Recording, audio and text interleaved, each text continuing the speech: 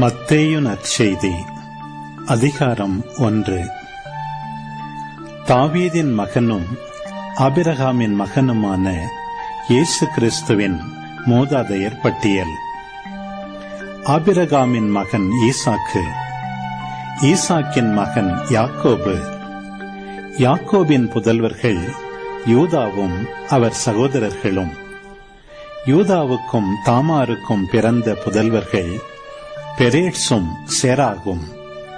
பெரேட்சின் மகன் எட்சரோன், எட்சரோனின் மகன் இராம், இராமின் மகன் அமினதாபு, அமினதாபின் மகன் நகசோன், நகசோனின் மகன் சல்மோன், சல்மோனுக்கும் ராக்காபுக்கும் பிறந்த மகன் போவாசு, போவாசுக்கும் ரூத்துக்கும் பிறந்த மகன் ஓபேது, ஓபேதின் மகன் ஈசாய், ஈசாயின் மகன் தாவீது அரசர். தாவீதுக்கு உரியாவின் மனைவியிடம் பிறந்த மகன் சாலமோன், சாலமோனின் மகன் ரெகபயாம், ரெகபயாமின் மகன் அபியாம், அபியாமின் மகன் ஆசா, ஆசாவின் மகன் யோசபாத்து, யோசபாத்தின் மகன் யோராம், யோராமின் மகன் உசியா, உசியாவின் மகன் யோத்தாம், யோத்தாமின் மகன் ஆகாசு, ஆகாசின் மகன் எசேக்கியா, எசேக்கியாவின் மகன் மனாசே, மனாசேயின் மகன் ஆமோன், ஆமோனின் மகன் யோசியா. யோசியாவின் புதல்வர்கள் எக்கோனியாவும் அவர் சகோதரர்களும். இவர்கள் காலத்தில்தான் யூதர்கள் பாபிலோனுக்கு சிறைப்பிடித்து செல்லப்பட்டார்கள்.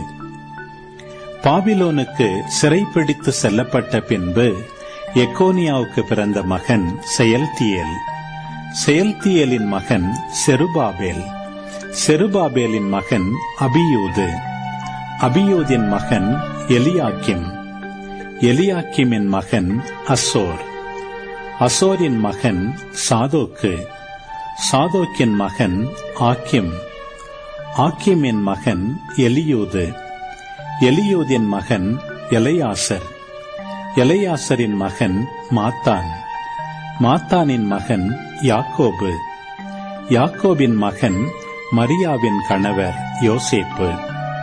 மரியாவிடம் பிறந்தவரே கிறிஸ்து என்னும் இயேசு. ஆக மொத்தம் ஆபிரகாம் முதல் தாவீது வரை தலைமுறைகள் 14. தாவீது முதல் பாபிலோனுக்கு சிறைப்பிடித்து செல்லப்பட்டவர்கள் வரை தலைமுறைகள் 14. பாபிலோனுக்கு சிறைப்பிடித்து செல்லப்பட்டவர்கள் முதல் கிறிஸ்து வரை தலைமுறைகள் 14. இயேசு கிறிஸ்துவின் பிறப்பையொட்டிய நிகழ்ச்சிகள். அவருடைய தாய் மரியாவுக்கும் யோசேப்புக்கும் திருமண ஒப்பந்தம் செய்யப்பட்டிருந்தது.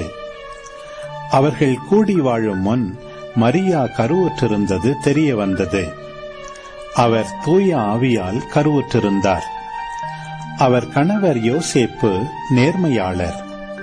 அவர் மரியாவை இகழ்ச்சிக்கு உள்ளாக்க விரும்பாமல் மறைவாக விலக்கிவிட திட்டமிட்டார்.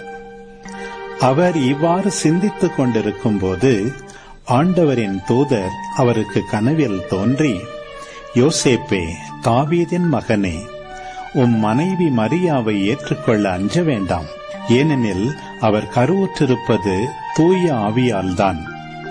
அவர் ஒரு மகனை பெற்றெடுப்பார். அவருக்கு இயேசு என பெயரிடுவீர். ஏனெனில் அவர் தம் மக்களை அவர்களுடைய பாவங்களிலிருந்து மீட்பார் என்றார். இதோ, கன்னி கருவுற்று ஓர் ஆண்மகவை பெற்றெடுப்பார். அக்குழந்தைக்கு இம்மானுவேல் என பெயரிடுவர் என்று இறைவாக்கினர் வாயிலாக ஆண்டவர் உரைத்தது நிறைவேறவே இவை யாவும் நிகழ்ந்தன. இம்மானுவேல் என்றால் கடவுள் நம்முடன் இருக்கிறார் என்பது பொருள். யோசேப்பு தூக்கத்திலிருந்து விழித்தெழுந்து ஆண்டவரின் தூதர் தமக்கு பணித்தவாறே தம் மனைவியை ஏற்றுக்கொண்டார். மரியா தம் மகனை பெற்றெடுக்கும் வரை யோசேப்பு அவரோடு கூடி வாழவில்லை.